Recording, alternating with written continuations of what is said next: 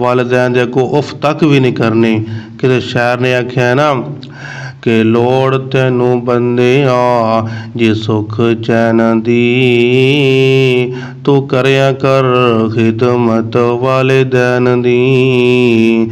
ਲੋੜ ਤੈਨੂੰ ਬੰਦਿਆ ਜੇ ਸੁਖ ਚੈਨ ਦੀ, ਤੂੰ ਕਰਿਆ ਕਰ ਖਿਦਮਤ ਵਾਲਿਦੈਨ ਦੀ।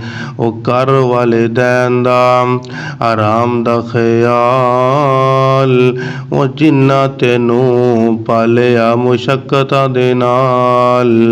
ਕੀਤਾ ਏ ਪਿਆਰ ਤੇਰੀ ਕੀਤੀ ਏ ਸੰਭਾਲ, ਕੀਤਾ ਏ ਪਿਆਰ ਤੇਰੀ ਕੀਤੀ ਏ ਸੰਭਾਲ।